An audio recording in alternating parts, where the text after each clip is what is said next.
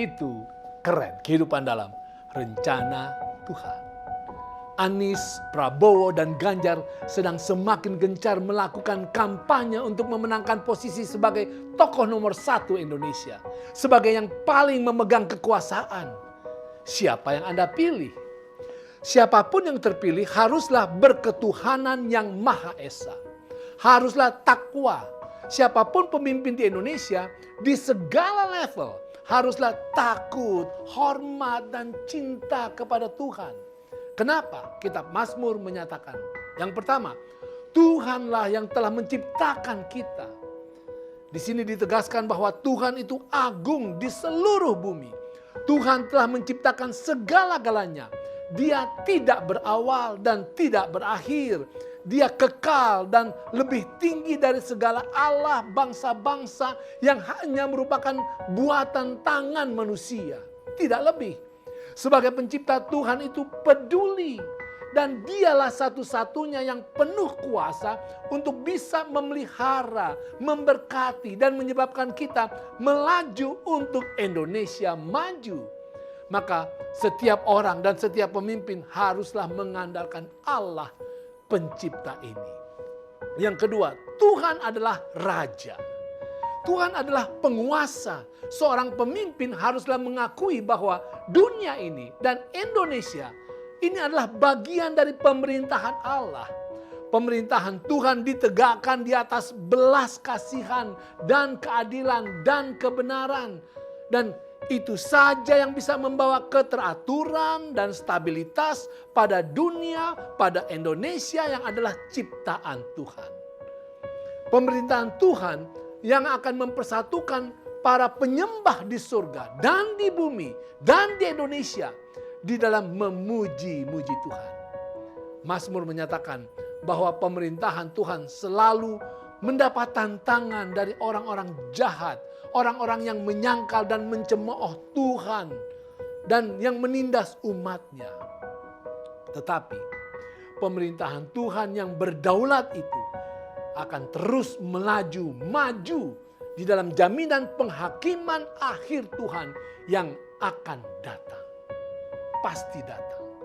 Yang ketiga, Tuhan adalah hakim.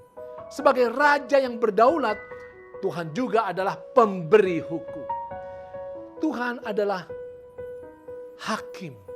Dan sebagai hakim, Tuhan memperhatikan setiap orang yang jahat dan yang fasik ataupun orang yang baik. Dan adalah suatu kepastian saudara bahwa segala tanduk orang fasik akan dihancurkannya. Tetapi tanduk-tanduk orang benar akan ditinggikannya. Seringkali kejahatan nampaknya sangat berkuasa.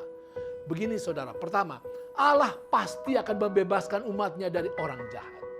Yang kedua, orang fasik yang tidak bertobat pasti akan mendapatkan kehancuran yang kekal.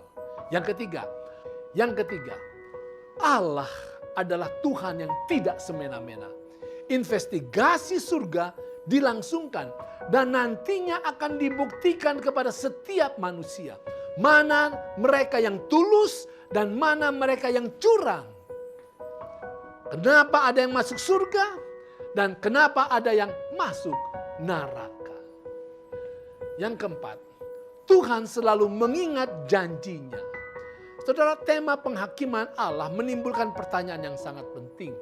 Bagaimanakah umat Allah dapat memiliki kedamaian dengan Allah dan jaminan keselamatan pada saat penghakiman?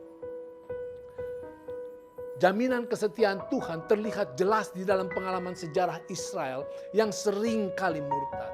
Tuhan memberi umatnya tanah perjanjian dan memberikan perlindungan yang terus menerus. Tuhan melipat gandakan kepada mereka dan membebaskan mereka dari para penindas mereka. Dan Tuhan menyediakan kebutuhan sehari-hari.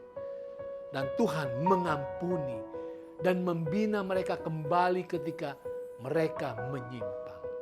Para pemimpin yang dipanggil untuk memerintah, maka mereka harus mengingat keajaiban dan penghakiman Tuhan di masa lalu untuk menjadi jaminan bagi mereka bahwa kita yang hidup setia di zaman now akan diselamatkan untuk hidup yang kekal. Yang kelima, kesaksian Tuhan sangat teguh. Dikatakan oleh pemazmur, peraturan Tuhan, peraturanmu sangat teguh. Artinya, hukum Allah itu ada dan teguh. Ini penting. Hukum Allah tidak dapat diubah dan tidak dapat dihancurkan. Kalau berubah-ubah atau dihancurkan, maka kerajaan Allah akan tidak dapat berlangsung dengan teguh. Tidak akan dapat stabil menuju kepada masa yang kekal.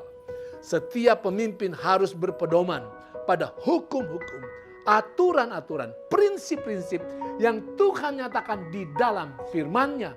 Karena firman Tuhan itu adalah pelita dan terang bagi kehidupan kita yang hidup di dunia yang gelap.